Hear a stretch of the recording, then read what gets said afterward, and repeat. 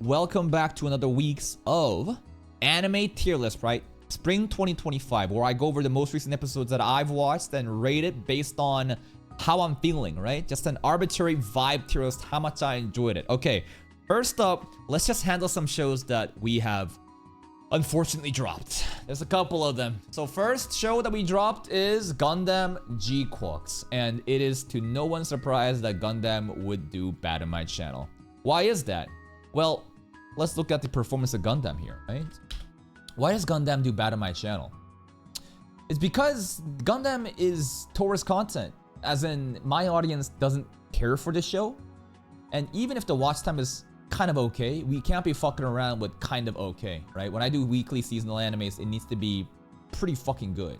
And within my local community, and it's even sad that the distribution is actually 60-40 of not sub to sub, because usually this is something that I want, right? This is a good sign. But the reason why the ratio looks good, but the views look bad, is there's no one in my immediate community that actually cares about this.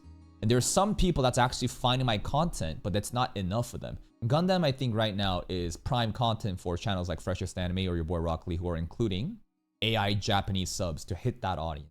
My goal isn't to really procure a Japanese audience. No harm to you guys. It's just that there is this additional technical overhead of getting you guys involved. And if you become, dead subs and you don't sub to Patreon because there's no subs there, what good is that, right? I don't need to do it. There's plenty of other people doing it. Unfortunate. This episode with Captain Char was great, but that's just how the game of YouTube works, man. You can't just cover everything.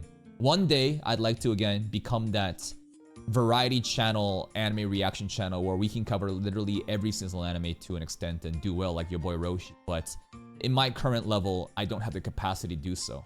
So, dropped. Another show that's dropped is Kurun Generic Fantasy, which again was such an amazing anime involving the mystery. What happened to Kurun? So, we look at it. Boom. Well, the first episode did okay, but here's the thing, right? The first episode's always gonna do okay. What matters again is the viewership after the first week, right? And it is extremely low. 1,300 views, barely getting 100 likes here is just sad and pathetic. Doesn't mean the anime is bad. It just means that within my immediate audience, they don't care about it. And I can't even hit an external audience. Maybe that external audience doesn't even exist. I genuinely recommend this to anime to anybody who enjoys shows like Apothecary Diaries and more mystery shows. It was definitely a crazy trip, but it's dropped. Unfortunate. Another show that we have dropped. Now that's it. I think that oh shit. This one as well. This one as well. Rock Lady, I have dropped it. And the reason for that is, well, I mean, it's the same reason as anyone else. It just doesn't do well. In the first episode, 4K is pretty good, but really diminishing returns as we continue with straggling likes like this. Even in an episode where it was so spicy and fun, in my opinion, like an episode like this I think was fantastic. It's just the overall Ojo-sama aesthetics and, settings, I guess many people just don't fuck with it as much, huh? So it's just sad again, right? Because I think these are quality animes that I would love to cover, but in the game of YouTube reactions, you can't blindly just brute force shit. That's not how it works. The more you blindly brute force shit, the less faith in the algorithm you get, the more fragmented your audience gets, and it's better in my time to focus on shows that do well. Here's the interesting thing though, because Rock Lady airs in the same day as Thursday slot, basically are these shows, right? Thursday slot is... Where is this shit? Thursday is Windbreaker, Ninkoro, Yami Healer, and Rock. So remember, I have 4 edited videos of reactions that I post on the main YouTube channel, but that's not all the recordings that we do. And because we kind of capped out on the main channel content on Thursdays, I decided to sacrifice Rock Lady rather than Windbreaker. Let's talk about Windbreaker, right? Let's talk about Windbreaker. Why did I keep Windbreaker despite Windbreaker, honestly, it low-key does worse, bro. It low-key does worse? Let's look at this. Looking at the Windbreaker viewership, right?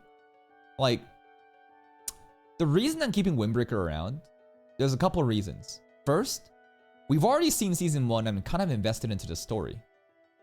Second, there is potential to do well based on these viewerships, right? The amount of likes, it's still better than Rock Lady, even on episodes that it doesn't do as well, right? So for those reasons, and right now, even if like Windbreaker is not getting as many views as you see as Rock Lady, I believe that Windbreaker will pay off as it enters the next arc. And let's talk about Windbreaker first.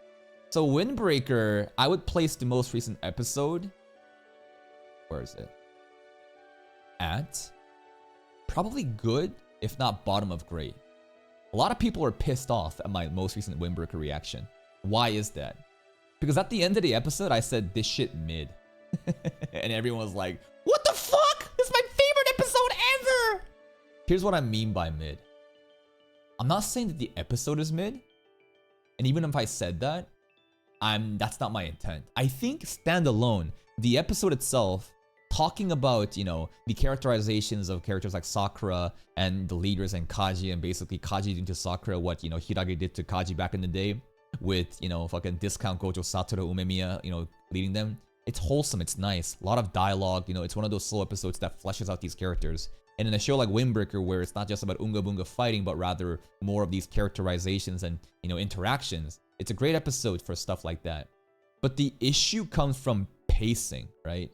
The issue comes from pacing in the sense that most normie watchers don't care about episodes like this, even if you do, because they are just Unga Bunga monkeys who want hype fights. If the last 2 episodes, remember, after the first 2 episodes, which I think was fantastic, the 3rd episode did a thorough fucking clean aftermath of Anzai and the other 2 NPC characters who were involved in the Kill arc. And shit like that, genuinely no one cares about it. This most recent episode, because it's more the main characters in the roster and their deep development, people do care about it. But when you stack them back to back like that, the pacing suddenly starts to suffer for the common viewers. And the common viewers, their attention span is so fucking quick like a firefly where it might just die off, even if it gets hyped later on.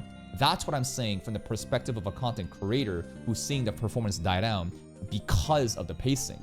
Does that mean that the anime is bad? No. It's just that what I'm talking about has different set of goals. You as the viewer will watch this episode and say it's peak. It was great. But when I'm watching these, I'm not looking at individual episodes. I am looking at how would the average person think about this, considering what episode we just had back to back, and what will this do for the future? That is my like insight onto this. Anyways, it was a good episode. Next up, Tobate. It was good. I usually put Tobate and Dookie. I would put it on good because of Tessia. Listen, the animation is still botched as fuck. It's garbage, bro. We know. But like Tessia, such cute little chibi interactions, because again, the story is carrying. I thoroughly enjoyed the episode. Bitch fucking betrayed us at the end. What's going on with that? I don't know. That's why I'm looking forward to Tobate Wednesdays, baby. Next up, Witch Watch. We recently watched this too. Witch Watch 2. It was good. Witch Watch was fun. Introduction to Moi and Kanchan's relationship, Oni and Tengu. More setup for villains in the future of these ominous prophecies stacking up. A little bit of Nico fan service and stuff like that. It was a solid episode. It was good. It was fun. Next up, Emishi Vigilante. Most recent episode. Probably good as well, right? Probably good as well. Was it great? Let's think about it. What happened? We got those villains pulling up, and we got like a lot of pop step fan service. And then it led to Koichi just getting cucked at his apartment by, you know, Knuckle Duster and Pop Step. What else happened? It was on, and then introduction to the villain. It was like a setup episode. It was more chill compared to the first 2. Still, fantastic episode, but I'll probably put it at good. I'm trying to really, again, harshen my, like, what's the word? I need to be more strict about this, because I can't just be putting everything in peak and great because I feel like I enjoyed. I gotta be more, you know, if everything is peak, then nothing is peak. Next up, Onowar Atelier Meister. Usually I put this anime immediately in mid, but genuinely, the most recent episode was fun. It was fun, bro. Why? Because Bishop Tristan, that fat piggy with the fucking grills, bro. You got like this bishop church guy who's so like big and beefy and just golden grills and just something about that just made me laugh so hard. It just peak fucking comedy in these, you know, isekai fantasy shows. What else happened? Power fantasy through an unorthodox way as usual for this show, right? Kurt's like wall making in episode 1, leading to the skeleton army just to get defeated like that. A little bit more fan service scenes between Kurt and the other girls. Just when I think it was like a very mid episode, but it was a very enjoyable episode, right? So even if the production value is again garbage, sometimes it's just enjoyable so much that I just put it up here. So I put it to, honestly, I would think that it's good. Next episode. Evil Lord Isekai came back, and it came back fucking swinging, baby. I'll put this in grade. I think this stands out. Maybe not peak yet, because it was honestly like a setup episode, but maybe it is peak, because bro fucking awakened his powers while getting scammed. I think it should be great, right? I don't think that I would, you know, maybe I'll put this in peak, but like, it's just the ridiculousness of the scam samurai guy that just kept stalling in order to collect paychecks. And Liam kept deluding himself more and more until the lies became reality. He literally opened the mind's eye, awakened magic powers, and now is one of the greatest fucking intergalactic soldiers operating the Gundam suit. How? Through the Chuny delusions. The fan service was also hilarious. The nipple twisting things with the thrusting of Avid. What the fuck? Genuinely, great episode, if not even peak. I'll change the ratings as we, you know, finish up the tier list. Remember, these ratings will change near the end as I recalibrate. Next up, Apothecary Diaries. I'll put this shit in peak. This week, low-key popped off. It was a turning point, bro. Like, you may think nothing crazy happened because, like, there wasn't action or combat or whatever, but everything happened, bro. Like, this is the detonation phase. Shisui? Lolan? Maybe? Acting as a hostage at Suiren and Suirei. Suri pulling up to Mamao. She's finally back and she's confronting Mamao. Lakan making moves against Lolan's dad. Like, bro, and the revelation that within the palace, the Babas, that Shen Lu girl or something, the festering resentment. Oh my god, the conspiracies. The insane conspiracies in the setup happening in this episode. Now we know what the hell is happening here with Mao Mao being shackled, with, you know, Shisui also following with Suirei in the lead. It's getting crazy, bro. Amazing episode, truly peak pop-off content. Unfortunately, the viewership, you know, it's kind of lacking, but it is what it is. I'll still watch it around. How is Apothecary doing, by the way? Let's look at this. Apothecary. How is Apothecary Diaries actually doing? So if we look at the most recent episode, right? Mama gripped Gold Jinchu's Golden Balls, 4.2k, not bad, back to prime form. Some of the more setup, you know, kind of quote-unquote boring episodes, 2.5k, 2.6k. Honestly, this is pretty good, right? These kind of, this is kind of like where I would expect the median to be, right? Basically, just meeting expectations in terms of viewership, right? Definitely on the low end. Ideally, it would be nearly close to that 4k. I think that good community series and good seasonal weeklies should be in that 4,000 range after, you know, a decent amount of upload time, right? Look at this one as well. Viewership again is right at the bottom, but the watch time is still fantastic because high quality viewers for Apothecary Diaries. This one as well, it's just kind of just right in the middle. Watch time is still good though. Remember, viewership is not everything. Watch time is often even more important than viewership. And then finally, the most recent episode, and there is a thing again called the shadow ban. And what is the shadow ban? After the 3rd day mark, you guys can't really tell, but there is an increase in the slope here. Whenever you're shadow banned, your videos immediately get suppressed and only goes out to your most local audience. Look at that, right? Look at the sub to not sub split, 70-30, 80-20. It's fucking annoying. I'm trying to get out of it. But at that 3rd day mark, it usually spikes up, and that's where all the views kind of come from. But within our local audience, Apothecary Diaries, it's doing fantastic. It's meeting expectations. This is what I'm looking for. What I'm looking for, like, hey, do people actually care about these shows in my channel? How is it doing? You know what? I kind of want to check out this as well. Vigilantes. How is MHA doing? Vigilante. If I look at Vigilante, viewership is honestly fantastic. It's actually surprising how well MHA is doing in my channel. I always, wrote off Battle Shonen as it's not in my channel identity to be able to cover it. But genuinely, look at that again. That third day mark. You can see how profound that third day spike is here. The third day spike for here as well to a decent amount. And over here as well. Most recent episode I thought would do kind of bad because, again, it was like a more setup episode. But even then, the viewership is pretty fucking good. Look at the audience. Not bad. We want this shit to be flipped, right? Still too much sub to non-sub, but still, it's pretty good, man. MHA is killing it. Anyways, let's get back to focus. Where were we? We just did Apothecary Diaries. Next up, Takamine-san. Takamine-san, not much to really talk about. It's just fan service, right? It's just fan service the anime. I don't know what you want me to say about it. Nipples, random censorships, censorship into no censorship. What the fuck? Takamine took a load to her face, and then immediately the day after, she got just she's showing more affection towards the main character, right?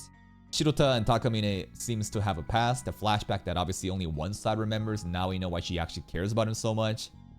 But yeah, it's just good. It's just fun, I guess. How does Takamine do? Takamine actually delayed again? There's no way. Are you serious? How is Takamine doing? Let's look at these three. Right, let's look at these three. So this was episode 2 with the Kuchi-ni. It's alright, right? It's okay. This is the load to the face episode. Everyone just kind of wanted to see that. I guarantee you, if there's gonna be a spike, yep. What did I say? What did you think is gonna happen? Of course, the spike. Like, look at this shit. Low F, dude. These dudes are straight up just low quality audience. Do you know why this is low quality audience? Because these people are genuinely bottom of the barrel people who don't care about the commentary and only want to see fan service happen. That's why I say fan service anime like this is very misled. You know what a high quality audience is? Honestly, how does Tibet do? Is Tibet a high quality audience? Beginning after the end. Let's look at this. Like the most recent episode, how does Tibet do? Yeah, I would say so, bro. Tibet audience actually is high quality. You see how the engagement bar is above the typical retention, in that gray? That this gray area is like the expected range, right? Obviously, if it's higher, better. If it's lower, it's worse, right? Look, again, just Takamine-san, I mean, what do you expect from like a fucking ecchi show, right? You know what's a really high quality audience? Psyche K. Psyche K, honestly, low-key just fucking killer, bro. Look at the viewership, bro. Just easy 10K. This is some Ben 10 reaction fucking viewership, bro. Let's look at this one. Exceeds expectations. And why is that the case? Because this is a community poll series, right? Seasonal weeklies are all fucking tourists. But when you ask your community what they want to watch and you pull in what they, asked and it wins, there's a high chance that a lot of people in the subscriber base that I have actually want to watch. They're high quality viewers. That's why this is the power of community series, right? That's why community series is just so fucking important, and I'm so happy that Psyche K does this well. Even on quote-unquote lower, end episode, like 7K, 6K, right? This is amazing viewership. Look at the amount of likes, right? This is the metrics that we should be trying to get on every video. But unfortunately, that's impossible, and it's fine. As long as I have one series that I can cover on a daily basis that is community driven, that has this much people coming back to watch, it's fine if we have shows like Takamine, that doesn't do as well, right? Look at the amount of likes, right? The average likes there was like around 600, like 700, right? The average likes for some of these seasonal animes, right? If you look at it, it's around that 273, right? It's at like, 296. Like, for example, like even Hero X, right? If we look at To Be Hero X, what is it like? To Be Hero X also, brings out numbers like 525, or like 795. You see that? Only when I'm getting bailed out by these incredible, seasonal animes that is bailing me out, can I get viewership like this, right? But this is tourists, right? This is what happens when a bunch of foreigners are coming in. You need community series as well to kind of like retain those tourists. That's why I always talk about the obsession of understanding your audience, What kind of audience are they? Are they tourists? Are they about to be converted into community members? Retention. Audience retention is so important. Anyways, next up. Shiunji family recently, I would say was good. Straight up. It was a nice, good episode. I enjoyed the most recent one because there were more things happening in the plot. Was there that much progression? Well, I think the post-credit scene obviously was the biggest, thing of progression with Oka confessing, quote-unquote confessing. Who knows what's gonna happen, right? But the other stuff with Banri, the elder sister, I enjoyed her interactions with, Arata a lot. And then Arata had like a really cool moment of sacrifice of taking the drinks in his face, right? Because a dumbass kid fucking tripped. It was cool. It was horror farming, and we had some romantic development happening. It was solid. Good episode. Next up, A-rank party goes to great. And it goes to great because it's the soundtrack. During the reaction, I pointed out a specific sequence where the soundtrack changes and it felt like the soundtrack was designed for this specific fight. I like it when fight choreography synchronizes with the soundtrack as it's swelling up, and it's so cool. When that king guy was like spinning his fucking, weapon, and a boss pattern's about to happen, and someone else is calling it out and saying, wait, and then music that's crazy, like stuff like that. It just gives me chills, bro. And I love that shit. It was a great episode. We finally wrapped up the Glad Shiim arc, and I'm so fucking glad that we're out of there. No pun intended. It was a fucking long ass arc which suffered from pacing, man. This again, just terrible fucking pacing in this arc. A lot of people starts to forget the show. It's starting to fall off more and more, and low-key I was thinking about dropping it, but now that we're out of the woods with this one, we'll see what happens with the brand new arc we're getting. And it's also really fucked up that Yuke, what he did to Simon resulted in what happened to Glad Shiim due to interdimensional timelines and blah blah blah. It's kind of fucked up that we are the problem and we didn't even know. Next up, Yami Healer. It was absolutely dookie in terms of production value, right? This is a show that I've glazed in quality because I think it is above average in comparison to different isekai and fantasy shows like this. Usually they're garbage. This is actually pretty good. The most recent episode though, what happened? Did we fucking outsource to Studio ACAT? Did Studio ACAT work on this one, bro? This episode was outsourced to Studio Luminas. That's an ASS. But even though it was so bad, even though it was so fucking bad, there's that one scene where Zenos fucking shoots a gun at the Baldy.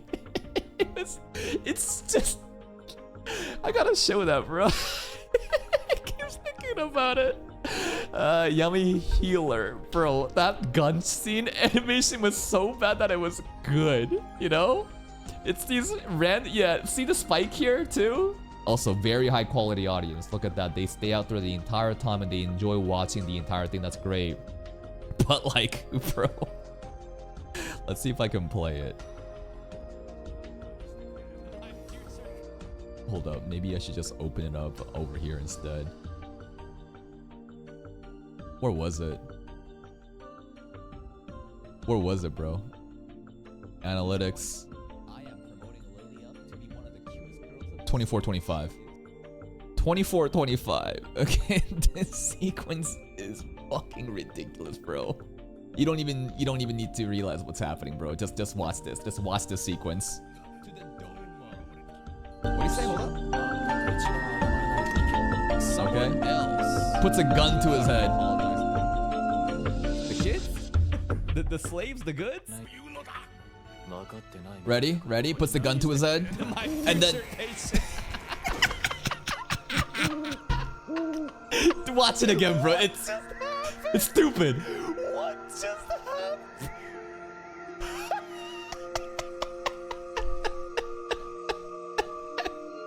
It's like, how the fuck did you animate this? I've never seen such scuffed fucking animation, but it's so funny though. You know what I mean?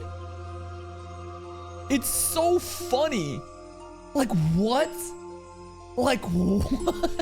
And then he fucking lands on the fucking side. I was dead laughing. He got the fucking loincloth showing. Anyways, look at that, bro. Like, it was so bad that it was good. That's what I'm trying to say right now. Anyways, for that reason, I will promote it. I will promote it too. Great. No, it's not just because of that scene. There was genuinely great interactions happening with the dialogue with the girl as well. The Iron Rose, her backstory, her development, like straight up. This episode, I think they realized that there is literally no action happening, so they could afford to outsource this and let the character and the dialogue interactions, you know, carry. And I think that's what happened. I genuinely enjoyed it so much. I love this shit. The amount of quirky bullshit happening with the Iron Rose saying this is just my one fault, and I'm like, are you fucking serious? Like, the character interactions and the scuffed animation that made it so funny places it great. Again, this tier list is not a reflection of production value or how well a story is written. It's about how much did I enjoy it, right? It can be due to some random trivial reason like this. It was genuinely so fucking absurd and funny to me. Great episode, but dog shit episode. Next up, Ninkoro. I put this shit up here. Fantastic episode. Dark. So dark. So disturbing. The more I watch this again, the more I'm just disturbed and sickened by this anime. You see cute girls doing cute things. No, it's cute girls doing fucked up things. The most chilling thing is at the end, when that one girl you died, you see her getting replaced at Starbucks. You see her empty ass apartment and her fucking carcass, which has been turned into leaves, get brushed away into a trash bin. It was chilling. It was genuinely disturbing, and I'm like, oh my god. I think that Studio Shaft is absolutely killing it with the direction of this, in the way that they're able to envision what dark comedy is. Again, if you haven't seen this show, I implore you to check out a couple episodes to just understand what I'm talking about. You think that this is an innocent looking show? It's far from it. There is also a lot of genuinely funny and relatable interactions happening with what's it called? Job search. Satoko is trying to get a job interview, but she's showing up with fucking blood on her white shirt. She eventually gets rejected, but then gets into a job where her job is to fucking poke dead bodies down underneath the acid because the body corpses start floating up, and she's like, man, jobs suck. There's also the lesbian scene, right? Where her leader, her significant other, was a girl. It's a year relationship, and Satoko's like, so you're a man? Satoko is so cute. She's genuinely such a gullible, innocent, pure girl, and Konoha, she's fucked up. Konoha is, the more I think about it, and I shouldn't need to think this hard about stuff like this, but Konoha is disturbingly dark. Next up, Devil May Cry. Most recent episode, probably here. The Devil Trigger Awakening was pretty cool. A lot of the Arkham stuff kind of had me mad, but there's development happening there. It was still a hype episode. It was. It's just that I kind of wanted a little bit more from Devil Trigger, but like we got it finally. Not much to say other than that. Joe Biden's still fucking aura farming like crazy. Yeah, I don't know. I feel like it was just a good episode. Nothing too crazy going on, even though I think that it should have been crazy low-key because of the Devil Trigger. Next up, Yaiba. I put it down here. This recent episode was kind of weak. It was. Why? Well, recent episodes has just been back-to-back Onimaru versus Yaiba crash outs happening, right? Those are the main fights. This one was kind of training arc and setup, you know, fighting a random villains of the week kind of deal, right? And therefore, I thought it was just kind of meh. Still amazing animation, but no one's still watching. And again, this is the worst performing show in my channel. It's definitely harming my channels to keep pumping videos out like this for Yaiba, but I'll probably still keep it around. Yeah, it is crazy how Onimaru literally escalated the high school 14-year-old drama beef into simple pranks, into taking over the government. Kind of ridiculous. Next up, boy-girl friendship. I'll probably say great episode because of how heated I was. Again, like, it's all about the content. It's entertaining. No matter how much I'm angry and malding, it's still entertaining. Fuck Himari indeed. She's a very realistic depiction. Oh, and okay, you know what? I gotta do this. Where's that one comment, bro? I fucking hate comments like this, and it blows my mind how stupid some people are. Most recent episode. Let's look at the comments. Where is it? The one that I replied to. Not this. Oh, right over here. And I'm not saying this guy is stupid. I'm just saying I hate comments like this. Because they ask, bro, she's a teenager in high school. She's emotionally unstable and a bit toxic. Extremely realistic character. She's falling for her best friend and doesn't want to destroy their friendship. I don't get how people hate her. Motherfuckers want every girl in anime to be hopelessly in love with the MC and never do anything wrong. And guess what? You're not wrong. You have described exactly why she is hateable though. What don't you understand? And then I replied, I can't believe you would hate a character that is realistically designed to be immature and stupid. Use your brain for 5 seconds and realize you answered your own question. That is the entire point. Just because something is realistic doesn't mean that you are absolved from any of the criticisms or the hate. It's because she's a realistic toxic character, you're supposed to hate her. So why are you shocked, questioning? Like, this is what I don't understand, bro. Some people genuinely think that like, oh, if you hate her, it's bad. It's like, bro, that's the entire point. You fucking answered your own question. It fucking pisses me off how people don't understand this, but whatever. It's not a big deal. It's just fucking, it's just anime logic, bro. It's also other stuff like even in ReZero, where Wilhelm is being like the most realistic character in his crash out and grieving over his dead wife. And everyone's like, fuck Wilhelm, bro. And people are like, why? He's such a realistically well-written character. And it's like, my brother in Christ. That's why.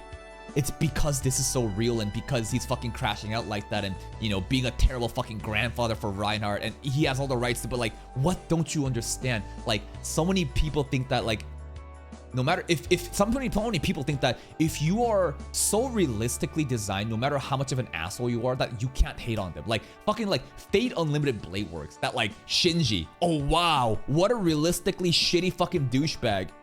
I can't believe why people would hate him. It's just like, dude, you gotta be so fucking stupid, right? Like you're literally answering your own question. Anyways, we're getting off topic. We got it over here. Next up. Summer Pockets, recent episode, great. I just keep glazing this anime, man. I just keep glazing this anime. And the most recent episode, I think was telling us a lot of plot without us realizing it. This new girl, Kamome, she is revealing a lot to the main character that may have already existed in front of us. What is it? Potential memory loss? Were we always on the island before too? Is that where the nostalgia comes from? Why does he remember the cat pirate logo? Was he in the camp that Kamome was here before? How did Kamome actually know about the main character's name? Her excuse was, you're popular around here? Nah, bro. Like, it was setting up plot. It had great interactions with Kamome. It was like also a really cool scene where she's like, you know, quote unquote driving her suitcase luggage down the road and she basically just like reared off into the water. So dangerous, but I love the camera work during that scene. Great episode. Quality episode. Next up, Unk Tensei, most recent one. I'll probably put it at good.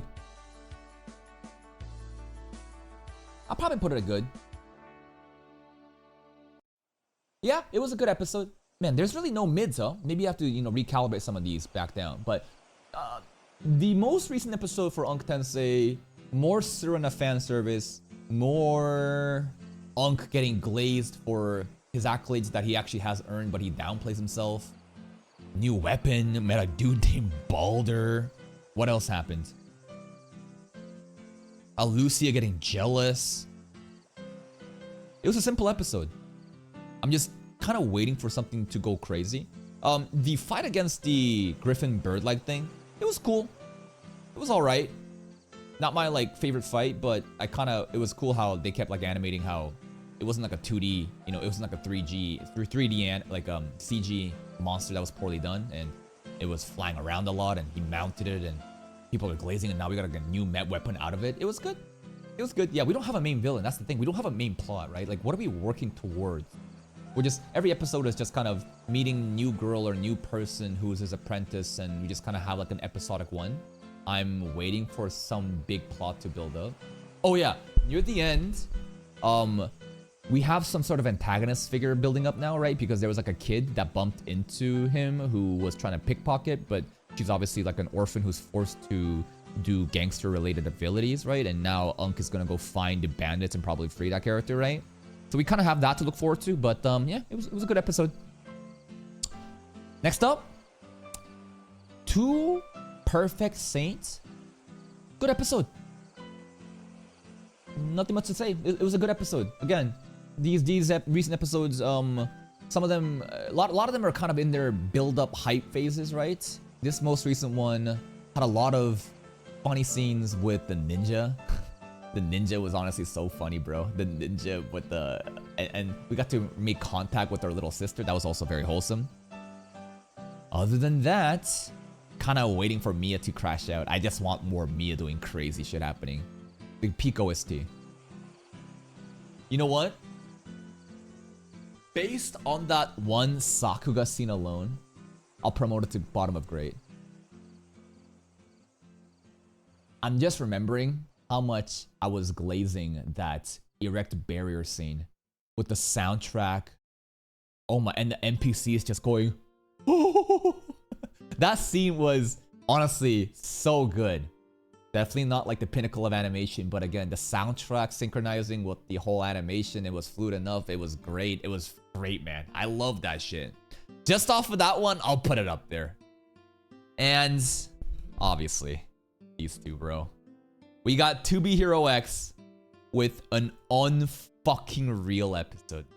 The conclusion of the Nice arc ends with the fucking headshot to Moon's head. What the hell is that plot twist, bro? Dude, I genuinely lost my mind. Because I'm like, happy ending, sunset lighting, romantic times. Aww. Bang! Holy shit. Not even just that. The entire character of Nice, Linling, abandoning that persona to be himself. Right? It's not easy being nice. And he basically throws away everything that made him that false hero to become a real hero.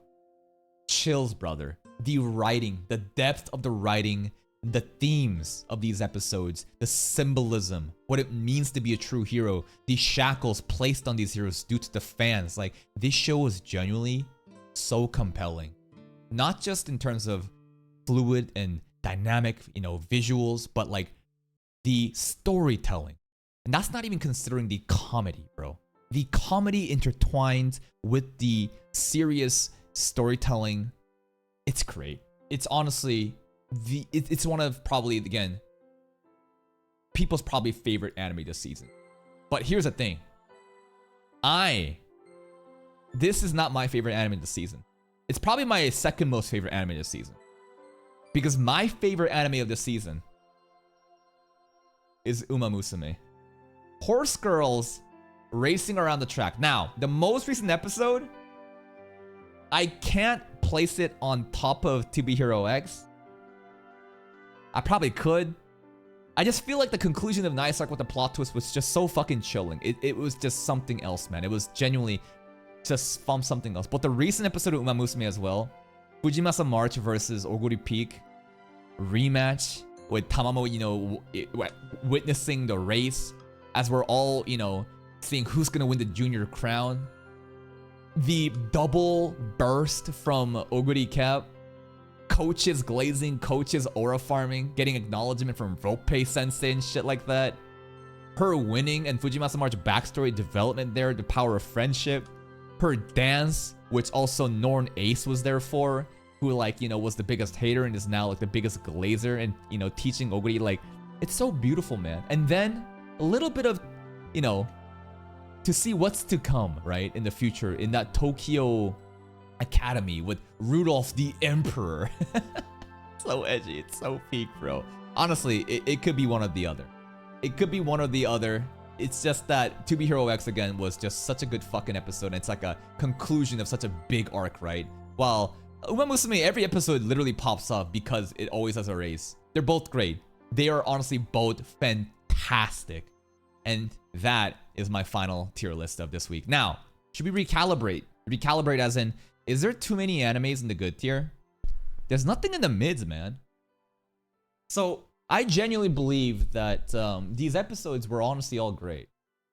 But let's think about this. Maybe Yaiba should be dropped down to mid because this episode, I didn't really care about the fights, right? It's just random like goons of the week kind of thing, right? So I'll put it down there. I'll also put Takamine down there because it's just fan service here and there, right? I like it when she's aura farming more, but the fan service stuff doesn't really compel me as much. I'll also put I mean, okay, I'm just gonna be completely honest with you guys, right? Windbreaker, again, the most recent episode is objectively beautiful in what it's doing to develop these characters, but again, to me, and I said this even in the solo leveling episodes, I don't really give a fuck about these emotional tones in shows like this. And I'm gonna just say it, man. I'm just gonna be straight up honest with you. I'm a stupid monkey that is in this show for the hypes. There are other shows where I genuinely appreciate the character bonding and like developments and the more slice of life elements, like in Toaru, for example, right? I love these quote-unquote filler episodes where it's just slice of life bonding, but I guess I just don't care about the Windbreaker world as much, and I'm just kind of like treating this like a tourist show, and I don't have like a deep connection with these like male characters and their interactions. Like, and I can objectively acknowledge that like it is beautiful development, but to me and my own personal bias, I guess I just don't really care about it, right? So I'm just gonna say it how it is. Some of the other shit, maybe Atelier Meister should also be down here, but I genuinely did enjoy it. It was such a ridiculous thing with Bishop Tristan. Which ones I think is fine. I think I would put these three down here, right? I think I would put these three down here this week. Just to, if there were gonna be mids. Again, I think that everything should be good, but I think that if we were to drop some shows, these are the shows that I probably would have dropped down here. And in terms of, again, the drop shows, now we have Euroforma didn't even last a week, neither did this. Apparently Moonrise is actually dog shit, guys. I don't know if that's true or not, but like apparently Moonrise, like first episode may have seemed interesting, but later on, like all these characters were just like literally meaningless and it's just bullshit. So I'm like, oh, okay. Again, I talked about, you know, these shows, right, last week. It's unfortunate that we have to drop these cute shows, but too much sugar, not enough spice, unfortunate. Rock Lady, unfortunate. Ojo-sama stuff doesn't vibe with you guys. Too big brain for you, and Gundam is only Japan locked. Womp womp. And I think that... Are we missing anything? Let's see. Konosuba OVA aired. Let's rate the Konosuba OVA. It was good. It was good. Fan service. What's more to say, right? The gang is back and fan service, and it's just everyone just risking their lives to see a pair of titties, right? It was a good episode. Was it great necessarily? I don't think so. It wasn't like crazy. It's just, you know, we're back and just here to feed you some, you know, vibes with Darkness, Aqua, Megumi, and Cosmo, what they're up to and stuff like that. Yeah, it was good. It was good. Anything else? I think that's about it. That's it. My final vibe tier list for this week's of spring 2025. I'll see you next time. Bye-bye.